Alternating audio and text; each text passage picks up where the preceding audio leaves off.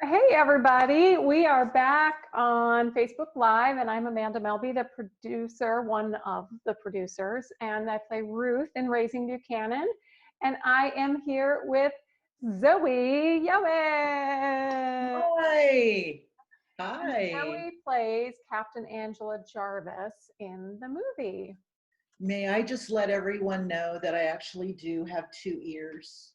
Yes, Okay. thank you. Thank you for doing People that. were very worried. Oh, were they? Who was worried? I got so many. Are you okay? What happened? Why are you in a neck brace? Were you in a car accident? I'm like, just take it down.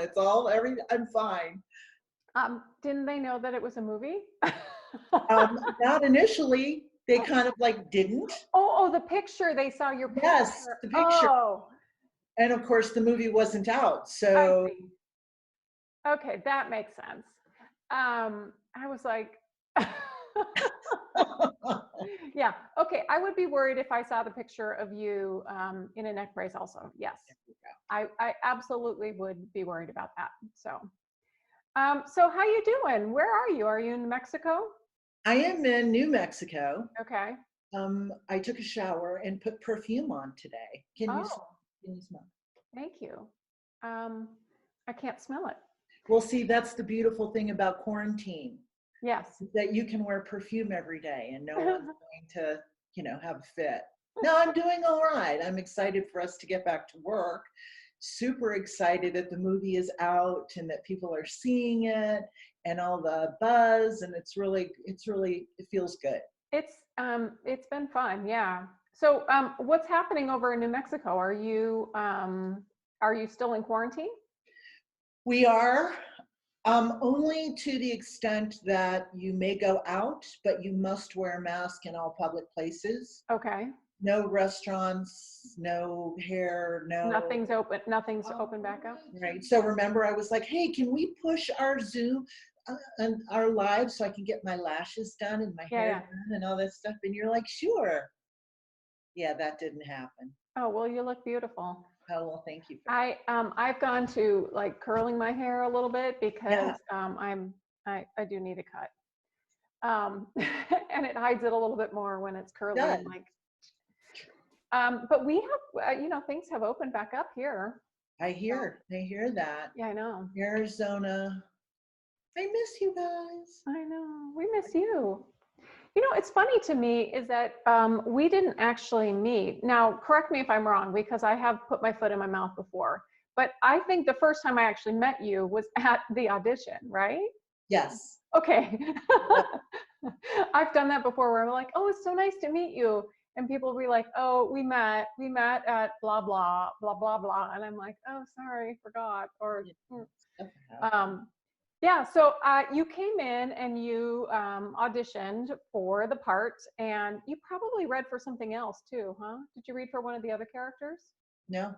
No, just this one. Okay, because we had really 3 parts that were, age appropriate for you. And there were quite a few actresses that auditioned for more than one of the parts. So yeah, so you auditioned for us and pretty much nailed it. And then we called you back anyway because we like to, make actors prove themselves. No, I don't know. Yes, you do. Yeah, you know what it was, honestly? We had so many good actors. Honestly, it was just really an embarrassment of riches, right? And so it was hard because we had a lot of really good people. There is a lot of talent in Phoenix, and there's a lot of talent everywhere. There just really is. Like, I am consistently blown away by the amount of talent that there are, and people who are not working at it full time or not competing full time. Yeah, it's very true. And I felt really fortunate because my agent got me the script and I read it beforehand. And I remember thinking to myself, I love this movie. It's so smart. It's so fun. It's so flippin' original. And I remember telling Bruce that, and as it was coming out of my mouth, I'm like, Zoe, no, of course, no one said that to the man, um, but it was heartfelt, and I was so excited when you cast me because I just love the movie. Yeah, and I So, mean, we were excited to have you for sure. And you know, the thing about it is that you just got the tone. You got the tone of it, and you got that it wasn't this wacky, over the top, like shticky, thing. It was, you played it so straightforward right out of the gate at the audition, and at the callback, and it wasn't too big, right? Like so many people came in and it was just really big, and you weren't that way. You were just very straightforward, a matter of fact. And I know that was one of the conversations that Bruce and I had multiple times, was like, how do you coach them, or how do you direct them to not be so big? And we didn't have to with you. So, well, thank you. First, God bless Bruce for writing for mhm. women. I mean, if you look Yeah, when you watch this movie, and even your capers and things that typically women don't get to play, right. I will always have the utmost respect for him for doing that for us. Hmm. So many great female roles. Um, and as an actor, it's difficult to take something and read it and go, For me, it was a clear choice right from the very beginning. But I can see how people maybe would, kind of conflate and confuse, what their role was supposed to be in that particular time. So yeah, I saw Yeah. her just pretty kind of hardcore, straightforward, that's how I saw her. And luckily for me, that worked out. Yes, luckily for you and luckily for us as well, Yes. Okay, so we got a couple people. Oh, you're drinking wine. I've got sparkling water. That's so lame. I should have Amanda. got myself a glass of wine before we started this thing. Wait, go away and I'll entertain Just everybody. do a monologue or something real quick, and I'll be right back. You probably would. You probably got one in your back pocket. You could just whip out right now, don't you? Well, that's kind of what I do. And I took a break, and I'm so grateful to be back in and be full time because that confidence is back. And that's one of the things, like people say, well, the more you work, the better you get. Yeah, no kidding, right? Yep. Right. So when you get that confidence back and you've been doing things and you're in it and you're auditioning, and it's just like the best feeling. Yeah. We have a couple people that joined us. Bruce is on. Hi, Bruce. And Joe is watching. BB. I call And him BB now. That's his yeah, director name on set, BB. BD. Yep. Brett Calmback is here. Hi, Brett. Yes. And let's see, you have William Thayer. Yes, my friend. Do you know William? I do. Hi, William. He says this is great. I haven't seen the movie yet. William, He's a big fan. what are you waiting for? It's everywhere. Not everywhere, but lots of places. William is a Frankfurt American High School alumnus. We went to the same high school in Frankfurt, West Germany. Well, it used to be called West Germany. It's not called West Germany anymore. Oops, I just aged myself like 100 years. Yeah, so William and I went to the same high school, and a lot of us keep in touch. So, why were you in high school in Germany? father, Air Force father. Air Yeah. Force. Okay. And how long were you there? For almost 4 years. Oh, so Yeah. almost all high school then, huh? Or all of Almost high school? all of high school. No, Okay. almost. Did you leave before you finished? Did you have to move? Actually, it was the other way. I did freshman year elsewhere, and Okay. then yeah. Okay, well that's good. Yeah, That's but good. between college and summers back and all of that, it was like 4 years. It was such a great experience. I loved it. I've been to Frankfurt. I've been to the music festival that's there. Or no, that's in Cologne. Anyway, so are you fluent in German? Oh no, but when you live in a place like that, the language comes to you. So when and a lot of my friends from high school either speak it fluently or better than kind of conversational. I've lost mine because I don't have anyone to practice with. Kind of like yeah. Japanese is the same. We lived on Okinawa for 4 years. And so Ah. I remember actually more of my Japanese sometimes than I do my German. But if you don't use it, you lose it. Yep, yep, yep. I hear ya. William says he just learned about it. So, okay, William, we're gonna give you a pass through Monday. That's it. You have the weekend. Yeah. Okay, so do you have a menu in English? Joe is saying. Oh, he might be able to say that in German. I'm guessing that's what he he can say in German. Do you have a menu in English? That was very clever. Very clever. I remember Wo ist die Katze? Where is the cat?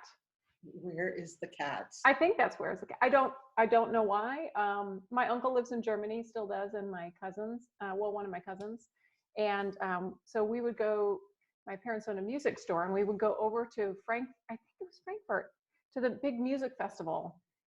It might have been in Cologne. Now I can't remember, but we would go, my parents would go almost every year, and we got to go a couple times with them when we were Wow. in elementary school, and it was really, really cool. Very cool.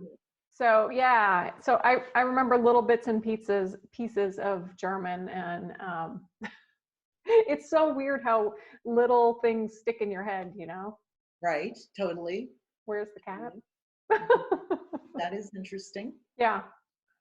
So you are in one of the final scenes in the movie. And the day that you were there, Renee was on set as well.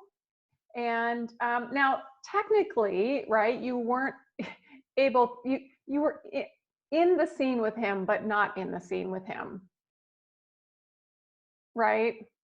That's correct. So, and the reason for that is that really only my character is able to see him and Right. have conversations with him. So how was that, having him in the room with you without being able to talk to him or look at him?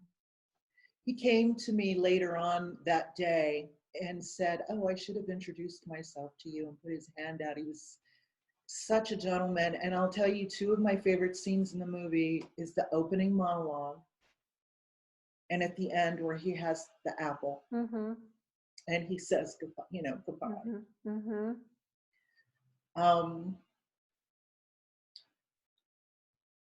It was a little nerve-wracking, but then everyone was in the room, Yeah.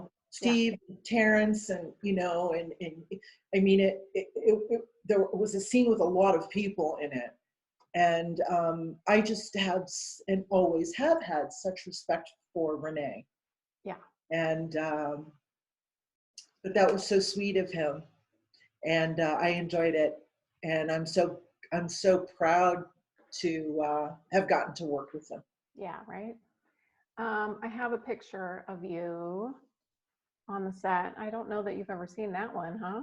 I have not seen that Yeah, one. we've never put that one out. So there we I go. love Here's that. an exclusive for Facebook Live today. Oh, yay. Yeah, so there you are, and there I am, and Steve Briscoe and Terrence Bernie Hines is there. Yeah. And then I'm going to show one more picture, and that one is just the other side of the table, so people have an idea, right, of where Renee was. So he was at the end of the table, and then you were on the opposite end of the table. Yeah. And so I just have to say, Amanda, too, like, I loved your scenes with him. There was such a connection between the two of you that I thought was so lovely. And when you put your head on his shoulder, like, you guys just seem like you've known each other forever. Well, thank you. That's very nice of you. I think it's easy to have that with people when they're generous, right? As actors and as human beings, I think it's really easy to have a connection, and he just was that. He wasn't standoffish or a celebrity or anything, Yeah. So it's really easy to build a relationship with somebody that's open. That's remarkable. That's wonderful. Good for you. Good for us. Yeah. William is asking a question. He's saying, how long did it take to shoot this movie? So we shot for 19 days, which was a really aggressive schedule. And the day that Zoe was on set, you were only there for one day with us. And that was the second half of our day. So we had started that day with Renee um, in the script. It was called for Burger King, but we actually shot at Dairy Queen on Scottsdale Road in Scottsdale. And so we shot the whole scene with Renee and I in the book. It was the very first time that I had seen him. And then we moved and did this interrogation scene the same day. It was probably a 14-hour day, I'm thinking. I don't remember. So you got the tail end of that day. And we were also well into the production at that point. So you got everybody a little bit tired. I think 19 days. That's, I just love indie film. And I just love what you have done. I mean, I've been watching you for months, flying across the country to film festivals, being on social media, engaging with everyone. This is what it takes, people. I mean, this is what it takes. And you have just been a warrior for this movie. And I am so proud of you and the work that you all did on this. So, so many people, they start and they never finish, right? Yeah. Or, so really. That was one thing when I was talking to people, before we started shooting, they're like, well, what if you don't finish? I'm like, oh, no, that's not an option. I will finish this movie, Other people. Between Bruce and Joe and I, right, we'll finish it, right? There's no way. Between the three of us, we have the skill set to finish it, right? And this was before we had put, everybody else that is so great at their jobs that contributed, but this was before that. But I just thought, oh my gosh, are you kidding? Of course we are going to finish the movie. There's just no way around that.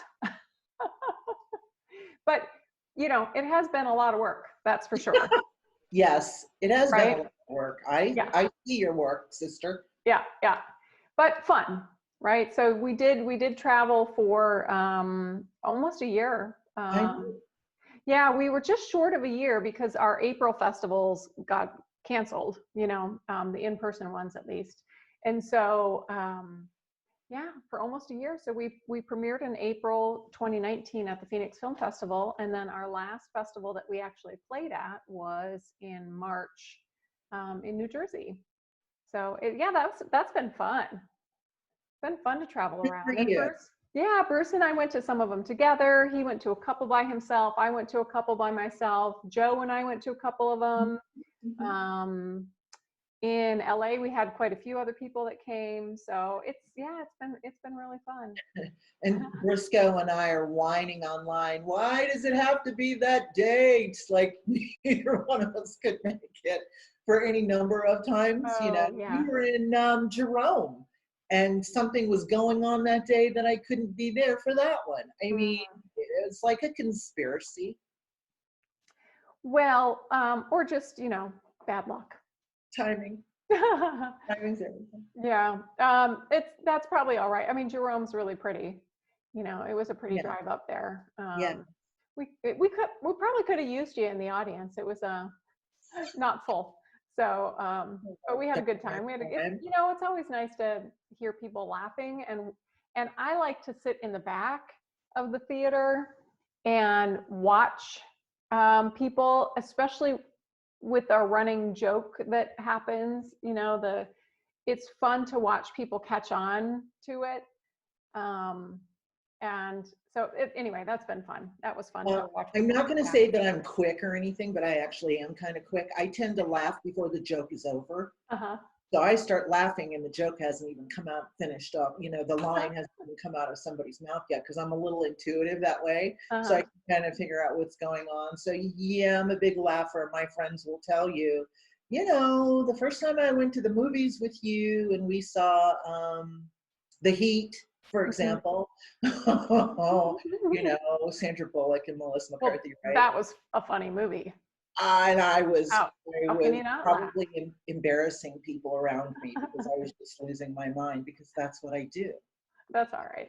I That's like to, okay. That's yeah, okay. Yeah, yeah. So yeah, you could have used me. You could have used me in the audience. I could have. Sorry, I wasn't there for you. That's all right. That's all right. I was there. My daughter was there. Bruce was there. Joe was there. I think Val came up. I forget now.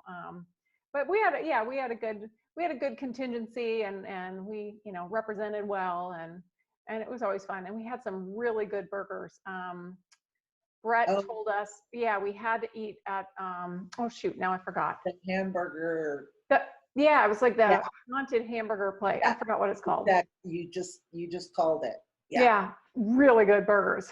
We Thank had, you. yeah, we had a great Yeah. lunch. June, Arizona, everyone, in case you don't know what we're talking about. Yeah, yeah, it's a fun little place to go visit. It is a really, really interesting and very historic town. Mm-hmm. Lots of history there. I have a friend who's actually in the midst of working on a screenplay that is set in Toronto, and it's so good. It's like really good. But anyway. Oh, interesting. That's another Good Morning America Facebook Live. This is actually better than Good Morning America, okay? It is. Yeah. So when you watch the movie back, when you watch yourself in it, what are you thinking? Do you watch it, with your... No, I love seeing myself on film. I love watching myself. And That's really unusual. I know. I was just like, why didn't they put any eyelashes on me? No. Because you're a police officer. Stuff like that. God, if they would just let me do my own makeup.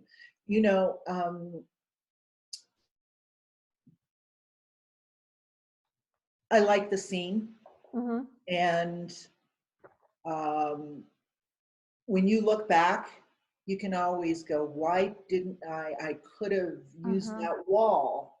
I could have, and I think sometimes we're afraid to be organic and to just do what we want to do. And I will always keep that in mind going forward. Yeah. So Yeah. little screen, big screen, I'm all about it. Any kind of a camera, I'm kind of about that. So. You're not camera shy. I mean, I've seen the movie probably, I don't know, 200 times, honestly. So I'm at the point now where I can just sit and enjoy it. Good. It didn't take me 200 viewings though. Good, because it is so enjoyable. Yeah, but the very first time, it's like, that's a lot of me, and wow, my forehead, and there's just a lot going on. And then I was able to set, the next couple of screenings, because we were still in the editing process. Then I'm really looking at, okay, what's not working, what's working, and is there a better take in this? And I know I had a better reaction, and let's find it, and that sort of thing. So I'm really able to look at it more broadly as a critic. Yeah. Yes. Audience. See, but it's also the editor and the director. So that's out of your hands. Yeah. There's no use beating yourself up, whining about, wishing for what it is what it is. So that's why I can watch it and enjoy it, and anytime I work, and just then let it go, because it's just completely out of my hands. How I would have cut it would have perhaps been different, but whatever. Right. Except I did have Bruce's ear, so I was able to. Things. Oh, Hey. one of my favorite scenes with you is the otter pops on your face. Okay, that was so cold. That I actually was numbing my face. We should have done some sort of procedure or something afterwards, because my face was completely numb. Oh my gosh. I'm like, where did he get that? Like, I don't know. Bruce, where did you come up with that idea? If he's still watching, maybe he'll chime in. We want to know, Bruce. Lynette is here, And she says hi. Hi. And you guys were on the set the same day there. Yep. That's fun. So I don't know. There's some whole other conversation going on about. I'm not quite sure what all the comments are happening. So I'm going to leave that be. Yeah, Joe's, thinking, Joe is answering some of the things for us. So oh, that's that's nice. yeah. So what's next for you? Anything? Oh my gosh. I got a call back for a feature 2 weeks, thank you, before COVID hit. And it was supposed to be the 2nd or 3rd of April. And it didn't happen. Okay. So I'm excited. I have Atlanta representation. I have New Mhm. Mexico, and obviously all my people work, submit and all that all across the country, world. But yeah, so new Atlanta representation and a manager now. And Yay. so yeah, so that's kind of what's happening. And hopefully, this is an indie film as well, that there was the callback for. Mhm. Yeah, so. Okay, fingers crossed for things to booking it booking it and for getting back to work, Yeah.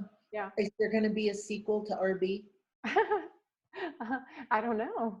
Bruce, is there going to be a sequel to Raising Buchanan? But he did answer, Otter Pops are a colorful way to cure a headache. So now we have our answer about Otter Pops. I like that. Yeah. We like Otter Pops in our household. So that was another thing that just made me laugh out loud, Yeah. Yeah. was, you know. So what advice what's a piece of advice that you got that you heard, that you really heard?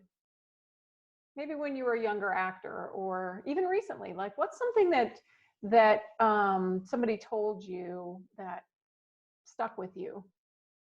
I actually heard something today about doing all of the homework.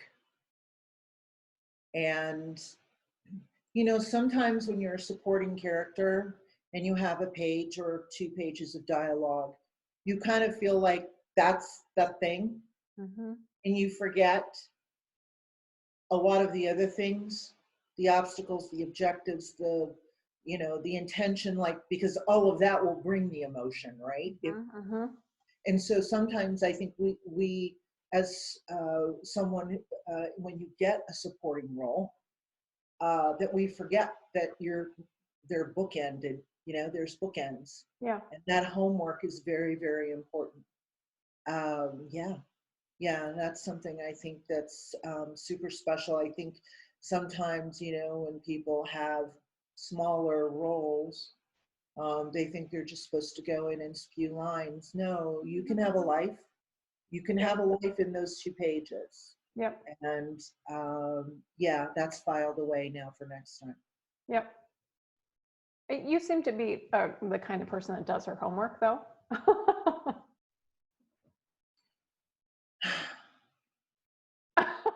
The more you work, the better you get. Yeah.